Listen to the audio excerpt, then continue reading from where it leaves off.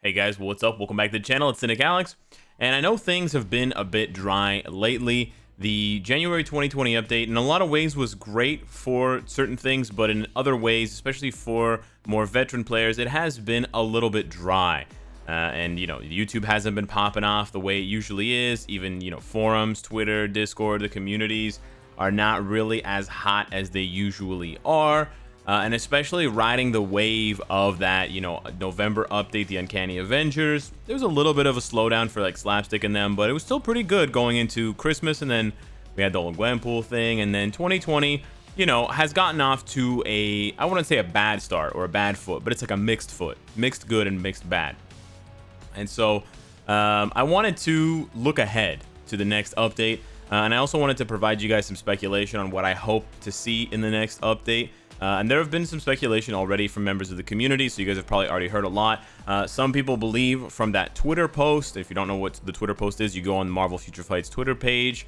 They posted sort of a warning message about Proxima that they also did for Cull Obsidian, and they also did for Apocalypse.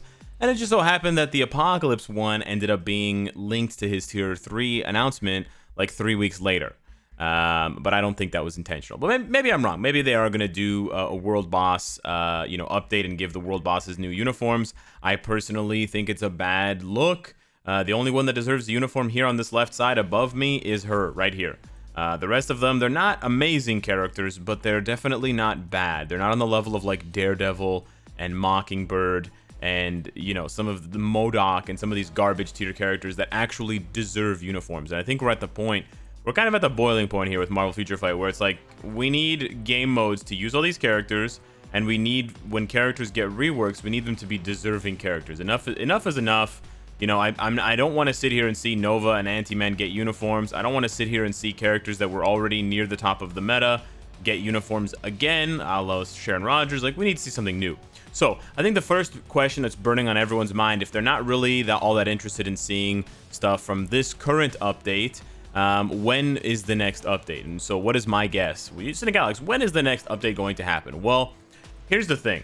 Originally, I thought the update was going to happen. I'll show you guys a calendar here. I thought the update was going to happen on the 4th of February, just a few days after my birthday, because that is 1, 2, 3, 4 weeks after the update dropped on, I guess it was the 8th. It wasn't actually the 7th. So it technically drops on the 8th. The 8th very early in the morning for me, the 8th in the afternoon or in the morning for people in Europe and Asia. So yeah, the 8th. So I thought it was going to be the 5th. But if it was the 5th, things would be different. And I'll give you guys some context clues for why it's actually not the 5th, but it's actually the 12th.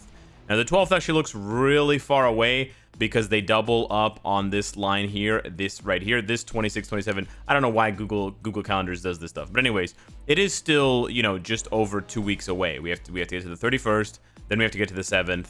And then it's actually technically still almost 3 weeks away. And I know that seems crazy because it's already been 2 weeks. So it's over 5 weeks in between updates, which, is sometimes the norm and sometimes not the norm. But I think for this update in particular, some people are really itching to see what's next. They weren't really impressed with the Warriors of the Sky. They weren't impressed with Crescent being the tier 3. And the story mode, it was fun, but now it's sort of lost its charm, or it's just too time consuming. And in the meantime, we've spent quite a bit of time on this channel, and I think a lot of people have spent quite a bit of time talking amongst themselves, looking at 2020 as like the year of, what can Marvel Future Fight really improve to make this game really entertaining and really interesting and really captivate our attention for larger periods of time than like 5 minutes a day for World Boss, and then another 5 minutes a week for that one Galactus fight that you really wanted to do, and stuff like that. We want that, like the feeling we got when Shadowland first came out. We want that feeling again. It doesn't have to be Shadowland specifically, but that like, oh my god, I can't wait to use all my characters in this game mode. That's the feeling that we're really after, that we're really looking for. We're looking for that feeling like when Rogue got her uniform and everyone was like like breathing in the air because the Rogue air just tasted so good. So yeah, I think it's going to be the 12th, and actually this wasn't my original idea. Like I said, I thought it was going to be the 5th, but then someone pointed out to me on Twitch, and I don't know who it was, so I apologize that I didn't remember your name. But someone pointed out to me that the new Agent Training Center expires on the, see there's 18 days, 14 hours.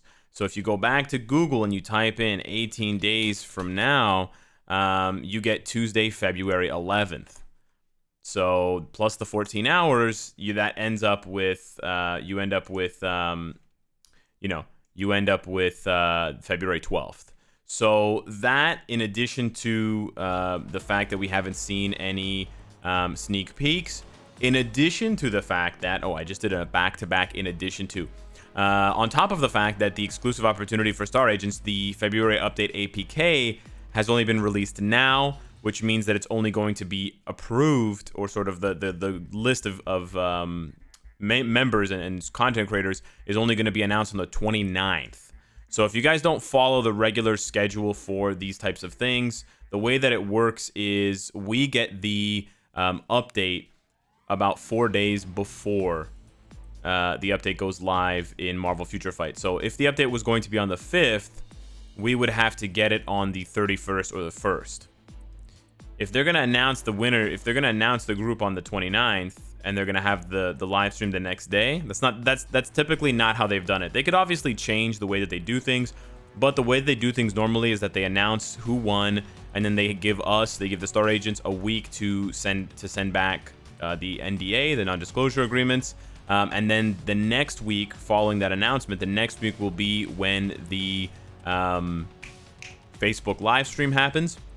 So I would peg the Facebook live stream for February 6th, which means that the Star Agents should be getting the update APK on the 7th or the 8th of February, which again then would put the update actually on the 12th, which is still almost 3 weeks away. I say that, and it's kind of brutal. It's kind of brutal to me that we still got 3 weeks. So if you guys got some ideas for some spicy content, don't hit me with meme review. Don't hit me with smash or pass. I want real content. If you got ideas, but seriously, if you do have ideas for content that you want to see, that you think would be refreshing and interesting to a large group of people, not like, your specific pet project, no offense, but I get a lot of those requests from players. Hey, I want to know how good this obscure character is with this expensive CTP. Could you make a video for me? I mean, yeah, I could make a video for you, but it's a bit selfish to think, thousands of people are watching and I'm making a video just for you. It would be like roasting just one person's account for 10 minutes. It's not exactly the best example, but you kind of get what I'm saying. Anyways, so that's kind of the bad news. I probably should have led with the good news, which is I think we're gonna get a Universal Tier 3, and I think that's what a lot of players want. However, we have been saying that we need a Universal Tier 3 since like last year, August. Around the time that we got Namor Tier 3, when people were speculating that it might be Silver Surfer that comes into the game as like a Tier 3, or a native Tier 3 or a native Tier 2 Tier 3-able. Since then, we've been like, okay, when's the next Universal? Okay, when's the next Universal? Okay, when's the next Universal Tier 3? And, trying to be as consistent as I can when it comes to the ideas that I push out there. As much as I want to see like badass Doctor Doom Tier 3, or as much as I would like to see Silver Surfer or Dr. Voodoo Tier 3, I really need to hammer home the point that, and by the way, the Tier 3 is already finalized. Like they're done. They've already chosen the Tier 3. I'm just guessing. I'm just hoping, but I have no idea. But I really hope that this next Tier 3 is a bad Universal character, because then the Tier 3 and the rework will make them a good character. Now, we haven't seen that many Tier 3s that have actually reworked the characters. We've seen some Tier 3s being added with uniforms, like how Luna Snow got her Andromeda uniform and her Tier 3. Magneto got his uniform and his Tier 3. Sharon Rogers got her uniform, her Dark Star, and the Tier 3. Captain Marvel got her uniform and her Tier 3. So hopefully we see like a brand new uniform for Ultron and his Tier 3. I would go nuts for that. I would absolutely love that. It would draw in all of those veterans, all of those comic book fans, and it would give new players something else to consider, because it's a universal, it's a villain, it's a universal, and it's someone that's classic from the Marvel universe. If they announce Ghost Rider or Robbie Reyes, I don't even care at this point, just one of the Ghost Riders as the next Tier 3 with a reworked uniform, that would be amazing. It's a really short list for me, to be honest with you. It would probably just be those three, and then like maybe someone that's worse, like Morgan Le Fay is actually not that bad, so I wouldn't even choose Morgan Le Fay. But maybe Hela, actually. Hela was the other one I was going to say. Hela deserves to be way stronger. She's hella weak for how good she is, and how strong she is, and how important she is in the comics and in the movies. She definitely deserves to be a lot better. And you know, it's a shame. But yeah, I could definitely see us getting something like, yeah, like we could get some of the Black Order as tier 3. I don't really agree with it.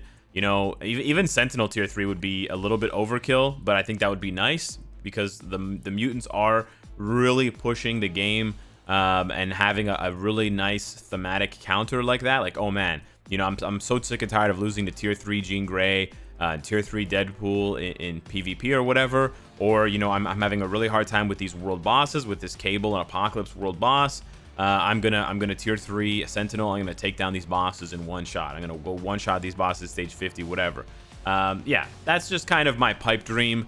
At the end of the day, I think it has to be a weak character. I mean, you could even take someone like Black Bolt. I know a lot of people want to see Black Bolt tier 3 with a rework. That would be amazing. That would be fantastic. But I think they gotta start, you know, because you can achieve multiple reworks in the same update.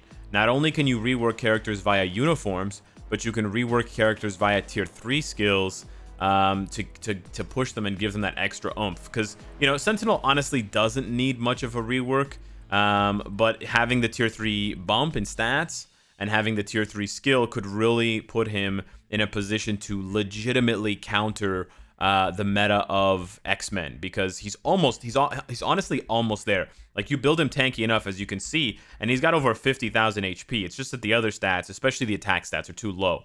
And he can't get through Deadpool's healing. He can't get through Jean Grey's healing. He doesn't have Fracture that he can apply for long enough. You know, like, he's not like Strife where he can stack tons and tons of Fracture to completely cripple your healing. I don't even think the Fracture healing even works on... Wow, that stacks up to 100%, but it doesn't work on World Boss. How cute. Anyways, he doesn't, you know, I don't even think Strife's Fracture works on Jean Grey's healing, because it's a different kind of healing. But anyways, I digress. So yeah, let me know what you guys think of sort of the dryness in Marvel Future Fight. Am I imagining it, or has it been? Is it a bit drier than usual? Why do you think that is? Is there anything we can do, I can do to amend that or fix that in the meantime, fix those leaky faucets? And then who do you recommend get a tier 3 next? Miss me? Straight up miss me with all this garbage about strong characters getting tier 3s. I am not here for that. You can give me your opinion if that's really what you want, but don't be surprised if I don't answer or if I have a salty response. Because strong characters, honestly, right now do not need a tier 3 in Marvel Future Fight. Weak ass characters, there's over 100 of them. We got to start sticking up for the little guys and the little girls and the little aliens. They need our help. You know, if Ant-Man can do it and he can rise to usefulness, so can the garbage characters like MODOK of Marvel Future Fight. Anyways, guys, let me know what you think. Hit me up in the comments down below. Thank you so much for watching, and I will see you in the next one. Take care.